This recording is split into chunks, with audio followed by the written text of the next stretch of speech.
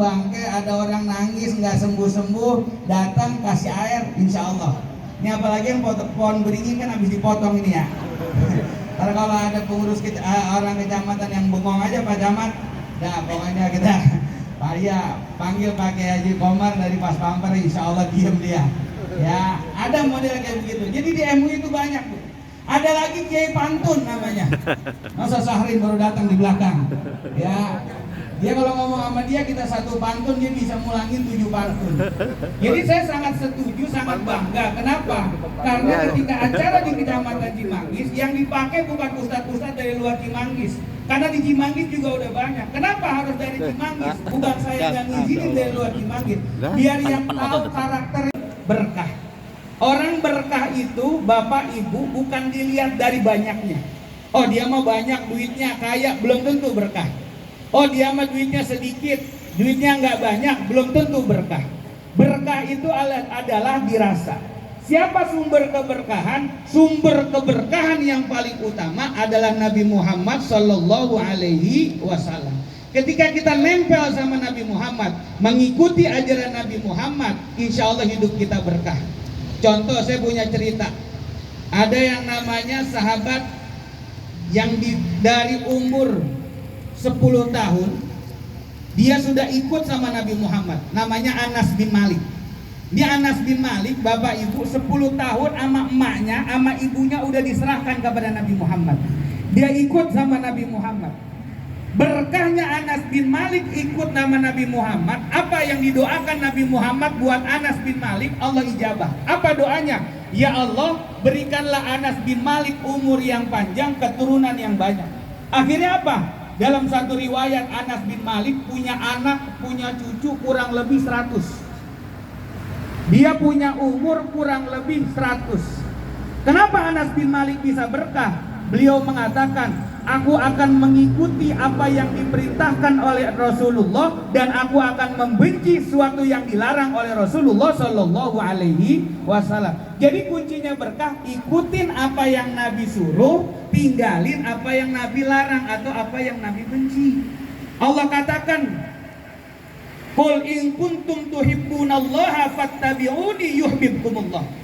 Kalau kita pengen dicintai Allah, Allah katakan kepada Nabi Muhammad, mereka suruh ngikutin kamu Muhammad. Walaupun ini ayat riwayatnya atau asbabun nuzulnya, sebagian mufassirin mengatakan Nabi ngomong sama orang Yahudi. Karena dulu orang Yahudi sebenarnya sebelum Nabi Muhammad dia udah ngakuin adanya Nabi Muhammad. Jadi orang Yahudi dulu pernah bersumpah, pernah bertawasul dengan Nabi yang akhir zaman. Cuma orang Yahudi gengsi. Kenapa? Ternyata Nabi akhir zaman yang namanya Ahmad atau Muhammad keluarnya bukan dari Yahudi, keluarnya dari Quraisy, dari Arab. Dia gengsi, nggak mau ngakuin Nabi Muhammad. Padahal dulu dia udah ngakuin orang Yahudi akan kedatangan Nabi akhir zaman. Apa kata Allah? Kalau mau berkah hidupnya apa? Ikutin Nabi Muhammad. Maka orang yang ngikutin Nabi Muhammad, yang ngejauhin sesuatu yang dibenci sama Nabi Muhammad, insya Allah hidupnya akan berkah. Apa yang dibenci? Contoh, Nabi ngomong begini dalam hadis, Isnani la yanzurullahu ilaihima yaumal qiyamah qati'ur rahmi wa jarusu. Ada 2 golongan yang dibenci nanti di yaumil qiyamah, nggak bakal dilihat sama Allah. Siapa? Kata Rasul, yang pertama qati'ur rahmi, orang yang suka mutus tali silaturahim. Ini makanya alhamdulillah ini kita bisa kumpul ya di tengah-tengah panasnya terik matahari dan panasnya suasana pilkada ini Pak Camat. Jadi kita masih bisa kumpul bersilaturahim. Ya, jangan cuma gara-gara urusan belain orang yang mal jabat 5 tahun, kita mati-matian belain dia, ketemu teman yang udah CS banget sama kita. Dari kecil bertahun-tahun CS banget sama kita, ketemu buang muka, gara-gara beda pilihan. Dia 07 yang kita 08 misalnya. Ya, saya nggak pakai 00 yang lain. Gara-gara beda pilihan ketemu buang muka, habis muka dibuang-buangin sama dia. Ya, ogah banget dekat sama dia. Padahal yang dibelain cuma 5 tahun ngejabatnya. Tapi persaudaraan yang namanya saudara sampai dengan akhir hayat kita. Betul apa enggak? Betul. Wajar rusuh tetangga, apalagi sama tetangga. Butuh gak sama tetangga? Ibu, maaf ya, ibu punya saudara di Bandung, punya saudara di Surabaya, keluarga ibu meninggal dunia. Siapa yang pertama kali nolongin? Saudara apa tetangga? Butuh gak sama tetangga? Sama tetangga cuma gara-gara beda pilihan, ya ilah lo kagak mau tegur-teguran. Tetangga kebakaran, nolongin apa enggak? Lah nolongin. Kalau kagak nolongin rumahnya kan kebakaran juga. Ya kan, nyamber juga akhirnya. Makanya yang pertama, apa yang dibenci sama Rasul, jangan sampai gara-gara urusan dunia qati'ur rahmi wajarrusu, kita beda pilihan, silakan. Yang penting apa? Silaturahim nomor satu, saling menyapa, saling tolong menolong. Insya Allah apa yang dibenci Rasul kita jauhi, kita dapat keberkahan dari Rasulullah Sallallahu Alaihi Wasallam. Amin ya robbal. Mau berkah yang kedua apa? Yang nempel sama Nabi Muhammad, nempel sama badan kita. Sesuatu yang nempel sama Nabi Muhammad, nempel sama badan kita, Allah akan jaga dengan keberkahan Nabi Muhammad. Contoh, ibu megang tasbih, lagi megang tasbih, lagi zikir wirid begini. Kira-kira kalau masih ngomongin orang, malu apa enggak? Malu. Bagus gak main tasbih? Bagus gak zikir?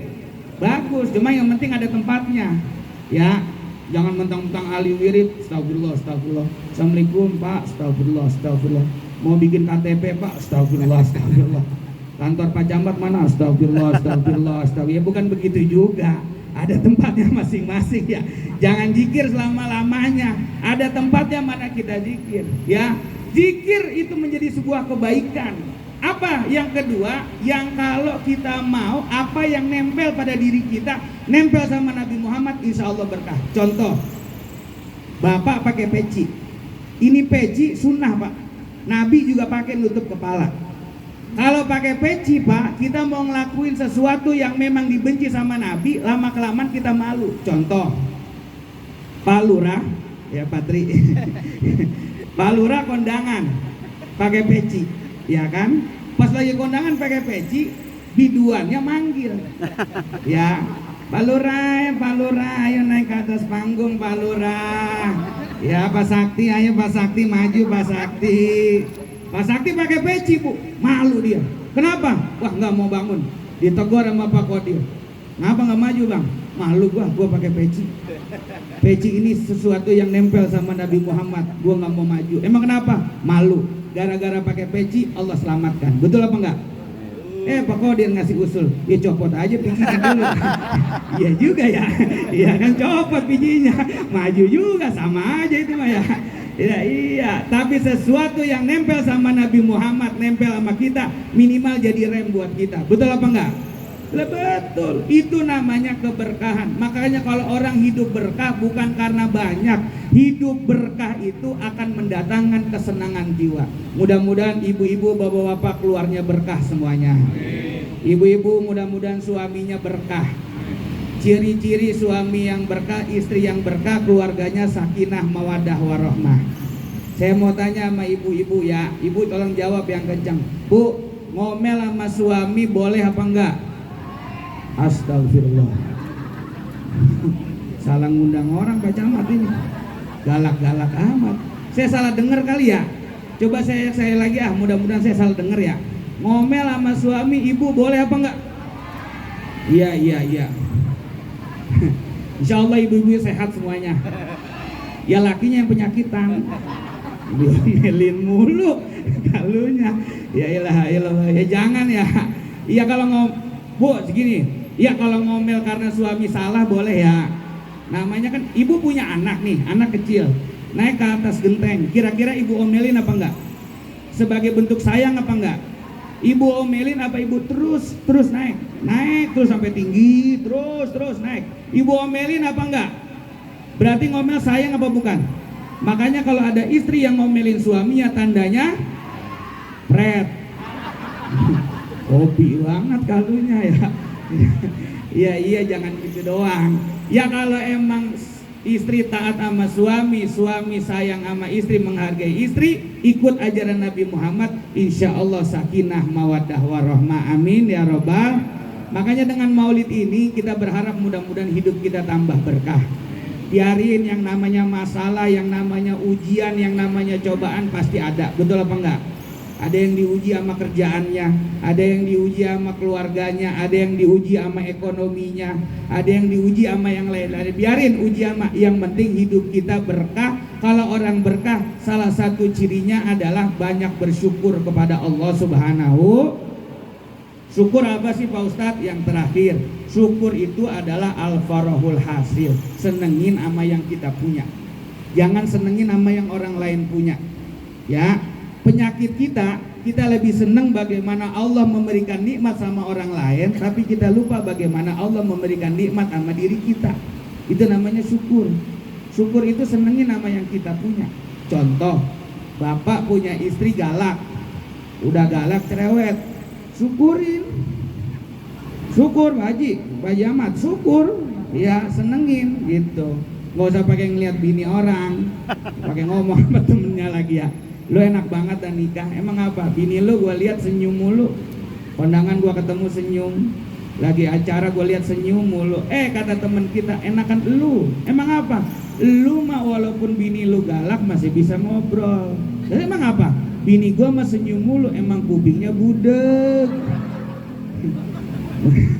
Ya, makanya kadang-kadang kita lebih senang melihat bagaimana Allah memberikan nikmat sama orang lain, tapi kita lupa bagaimana Allah memberikan nikmat sama diri kita. Maka mudah-mudahan kita berharap kepada Allah Subhanahu wa taala dengan peringatan Maulid yang kita laksanakan, baca Maulid di kantor kecamatan. Saya ingat ucapan Imam Asyuyuti. Kata Imam Asyuyuti, "Ma min baitin au masjidin au makanin quri'a fihi maulidun Nabi sallallahu alaihi wasallam illa haffatil malaika bidzalikal makan." Tidaklah satu tempat, satu rumah, satu masjid dibacakan maulidnya Nabi Muhammad sallallahu alaihi wasallam, maka kata Imam Suyuti, para malaikat minta ampun kepada Allah Subhanahu wa taala agar dosa-dosa orang yang datang di maulid diampuni oleh Allah Subhanahu wa taala. Dosa-dosa kita dibuang semuanya oleh Allah Subhanahu wa taala. Malaikat dibuang ke laut, laut ogah dibalikin. Malaikat dibuang ke gunung, gunung ogah dibalikin. Malaikat bingung, ini dosa-dosa orang yang maulid di kecamatan dibuang kemana? Akhirnya malaikat sepakat dibuang dosa-dosa orang yang maulid sama yang datang maulid pulang duluan. Ya, ayo dah pulang dah. Ada yang mau pulang? Kagak jadi, udah siap-siap mau pulang nggak jadi ya. Mudah-mudahan hidup kita tambah berkah. Sedikit apa yang saya sampaikan tidak ada tujuan untuk menggurui. Mudah-mudahan apa yang saya sampaikan ada manfaatnya. Wallahu muwaffiq ila aqwamit thoriq. Wassalamualaikum warahmatullahi wabarakatuh.